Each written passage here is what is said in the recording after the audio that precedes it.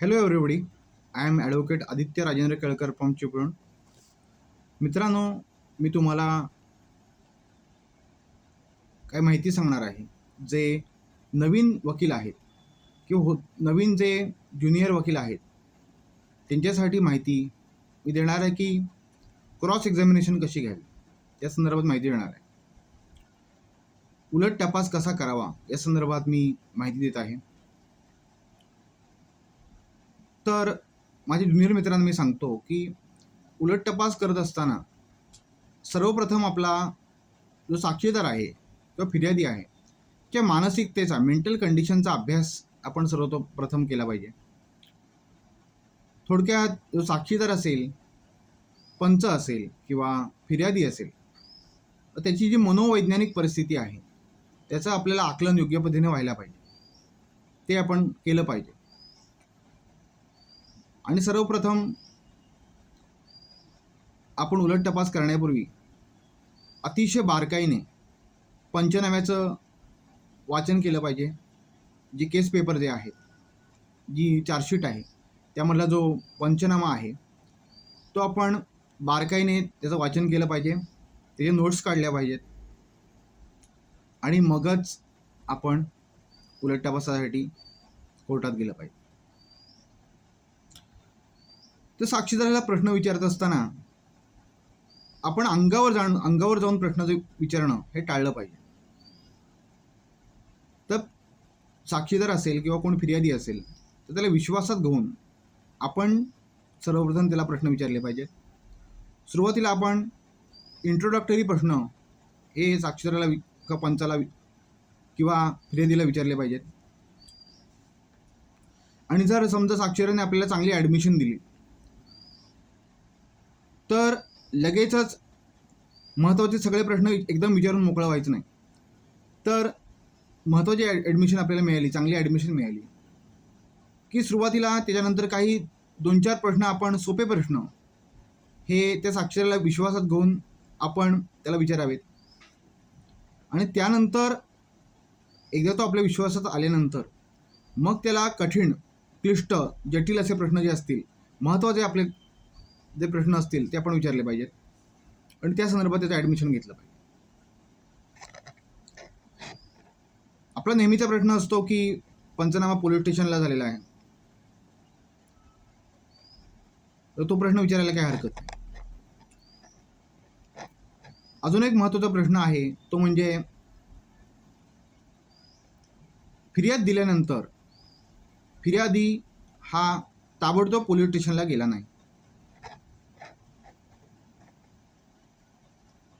किंवा फिर्याद दिल्यानंतर फिर्यादी हा पुन्हा पोलीस स्टेशनला जाण्याचा त्याचा योग आला नाही, हा प्रश्न त्याला विचारला पाहिजे. तसंच पंचनामा कसा झाला, कोणी केला याविषयी तुम्हाला माहिती नाही, हा प्रश्न आपण फिर्यादी आणि साक्षीदारांना महत्त्वाचा विचारला पाहिजे. तसंच फिर्यादी असेल किंवा पंच असेल तर त्यांच्यासमोर हा पंचनामा लिहिला गेला नाही, हा प्रश्न आपण विचारला पाहिजे.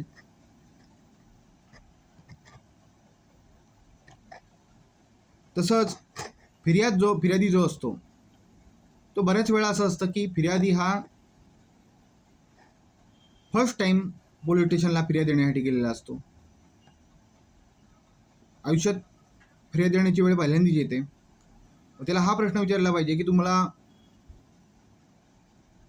पोलीस स्टेशनला जाण्याचा योग पहिल्यांदा आला, याच्या आधी मी कधी पोलीस स्टेशनला गेला नाही आणि त्यामुळे फिर्याद कशी द्यायची याविषयी तुम्हाला काही माहिती नाही. त्यामुळे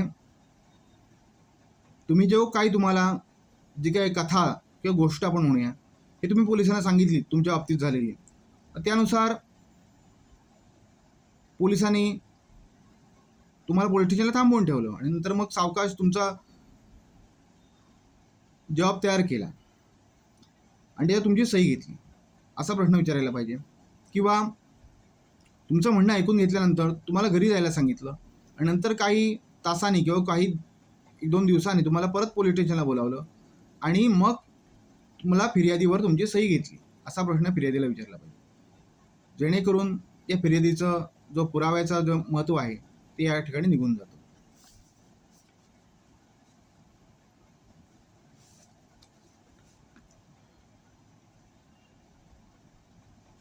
तसंच फिर्यादीला असा प्रश्न विचारायला पाहिजे की पंचांना असा प्रश्न विचारायला पाहिजे की पंचनामा होत असताना फक्त तुम्ही आणि तुमच्याबरोबरचे पंच एवढेच हजर होतात, असा प्रश्न त्यांना विचारायला पाहिजे. म्हणजे त्या ठिकाणी फिर्यादीची जी सही असते पंचनाम्यावरती, ती गोष्ट या ठिकाणी पुरावा हा निघून जातो. तसंच महत्त्वाची एव्हिडन्स जो असतो तो डॉक्टरांचा एव्हिडन्स असतो, मेडिकल एव्हिडन्स असतो. तर फिर्यादीला हा प्रश्न विचारला पाहिजे की स्टेटमेंट द्यायच्या तुम्ही मनस्थितीमध्ये नव्हतात, तुम्हाला जखमा झालेल्या होत्या, म्हणजे तुम्ही उत्तर देण्याच्या मनस्थितीमध्ये नव्हतात. त्यामुळे पोलिसांच्या सांगण्यावरनं हे तुमचं स्टेटमेंट हे डॉक्टरांनी तयार केलं असं तुम्ही सांगितलं पाहिजे.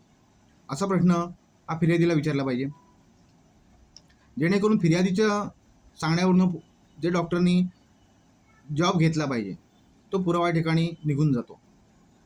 जर पोलिसांच्या सांगण्यावरनं जर डॉक्टरनी फिर्यादीचं स्टेटमेंट तयार केलं असेल तर त्या स्टेटमेंटला कायदेशीर पुराव्याचं महत्त्व राहत नाही.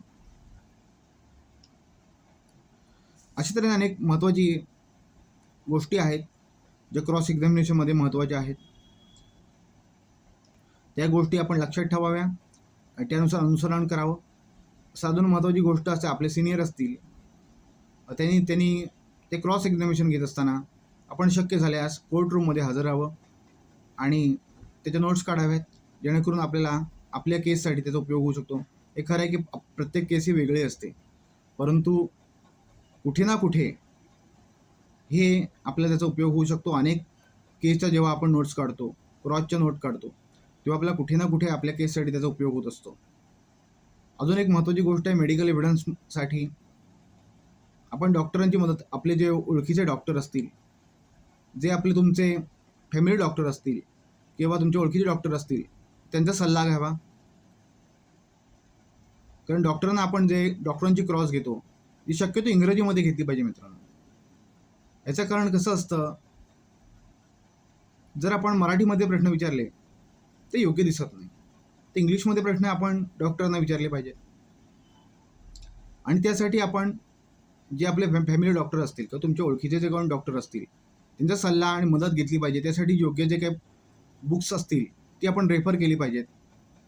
तसंच डॉक्टरांच्या क्रॉससाठी आपण मेडिकल ज्युरिस्प्रुडन्सची चांगली पुस्तकं असतील त्याचा अभ्यास केला. मोदी ज्युरिस्प्रुडन्स आहे, इतर बाकीची पुस्तकं आहेत, त्यांचा सखोल अभ्यास केला पाहिजे. आणि सखोल अभ्यास केल्यानंतर मगच आपण क्रॉससाठी कोर्टात गेलं पाहिजे. म्हणजेच आपल्याला समजा मुदत घ्यायला लागल्या, कितीही मुदत घ्यायला लागल्या क्रॉससाठी, आपल्याला जरी आपल्या आरोपीला अगदी जरी कॉस्ट भरायला लागली प्रत्येक वेळेला तरी चालेल, पण आपली पूर्ण तयारी झाल्याशिवाय आपण क्रॉसला जाऊ नये. घाई गडबडीमध्ये आपण क्रॉस एक्झामिनेशन घेऊ नये, ही महत्त्वाची गोष्ट आहे, ती लक्षात ठेवा. आपल्या वाटचालीस माझ्या शुभेच्छा. माझा संपर्क क्रमांक आहे 9405 54 73 97 9405 547397. चिपळूण, रत्नागिरी, महाराष्ट्र इथे माझं ऑफिस आहे. आपण माझ्या संपर्क क्रमांकावरती मला कॉन्टॅक्ट करू शकता. आपल्याला काय मदत लागेल, सल्ला लागेल तो मी देईन. धन्यवाद.